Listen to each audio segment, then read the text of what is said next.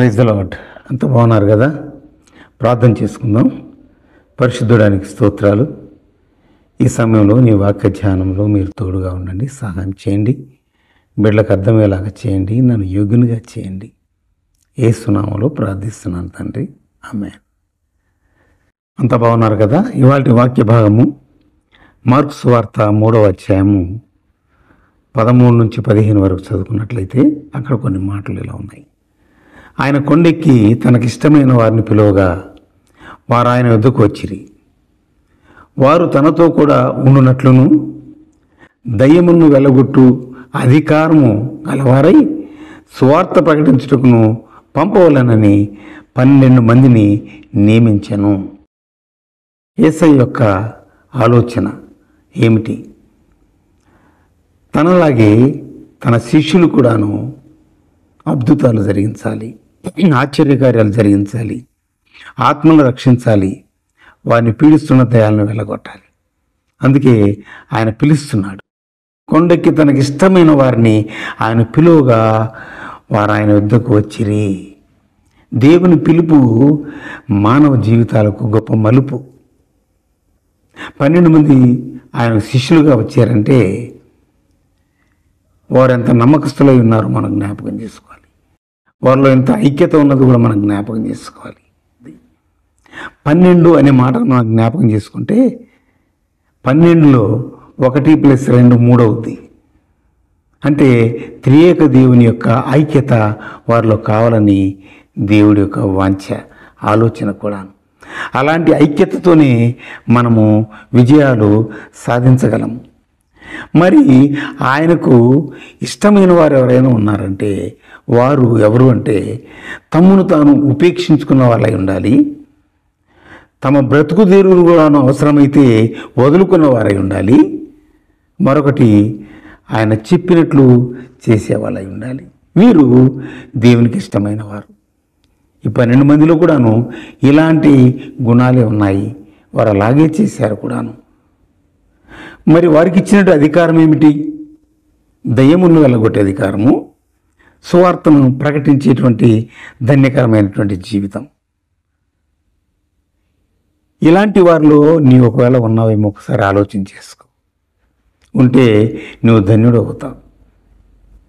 దయ్యములను వెళ్ళగొట్టడం మాత్రమే దేవుని యొక్క సువార్త సేవ కాదు, కానీ దేవుని సువార్త సేవలో అది ఒక భాగం అంతే. కాబట్టి ఇక్కడ మనం తెలుసుకోవాల్సింది ముఖ్యమైనది ఏమైనా ఉందంటే సువార్త సేవ. యేసయ్య పుట్టుకతోనే ఒక గొప్ప శుభవార్తను తీసుకొచ్చాడు. అదేంటి? ఈ లోకానికి రక్షణ కలిగించడానికి, తన బిడ్డలను పాపం నుంచి విడిపించడానికి ఆయన యేసుగా వచ్చాడని మనము ఆయన పుట్టుక వర్తమానంలో వింటూ ఉంటాం. ఈ లోకంలో దుర్వార్తలు విని విని విసిగిన మనకు మంచి వార్తల కోసం ఆరాటపడుతున్నాం. ఏ రోజైనా ఒక మంచి వార్త వింటే మనకి ఎంత హాయిగా ఉంటుందో. ఈ దుర్వార్తలు లేకుండా ఉండాలంటే సువార్తను మనము వ్యాపింపచేయాలి. ఇంత గొప్ప బాధ్యత, భాగ్యము దేవుడు దేవదూతలకు కూడా ఇవ్వలేదండి. ఆయన బిడ్డలమైన మనకే ఆయనటువంటి భాగ్యము, ధన్యత, అధికారం ఇచ్చాడు. ఆయన ఇచ్చిన అధికారం ముందు ఏ శక్తి నిలవలేదు. కనుక నీవు కూడా దేవునికి ఇష్టడిగా జీవించినట్లయితే నిన్ను కూడా దేవుడు ఆయన సేవలో వాడుకుంటాడు. ఇప్పుడు సేవలో వాడబడుతున్న అనేకులు దేవుని పిలుపు మేరకే సేవ చేస్తున్నారు కాబట్టి వారి సేవ వర్ధిల్లుతూ ఉంటుంది. పిలుపు లేని సేవ వర్ధిల్లదు. ఆయన పిలుపు మేరకు మనం లోబడగలిగితే ఆయన మనల్ని వాడుకుంటాడు. ప్రభువా నన్ను వాడుకో అని నువ్వు ప్రార్థించగలిగితే ఆయన దివ్య సేవలో నిన్ను వాడుకుంటాడు. ఆయన నిన్ను వాడుకోవటమే కాదు, నిన్ను అభిషేకించుకొని ఆయన పరిచర్యలో గొప్పగా వాడుకొని అనేక ఆత్మలు రక్షించడానికి నేను ఒక సాధనంగా వాడుకుంటాడు. మనం సిద్ధంగా ఉన్నావా? అంటాడు, ఆయన ఏర్పాటు చేసుకున్న బిడ్డలు ఆయనతో కూడా ఉండాలని ఆశిస్తున్నాడు. యేసు ఈ లోకం ఉన్నప్పుడు అన్నాడు, నేను ఉన్న చోట మీరును ఉండులాగునా అని అంటాడు.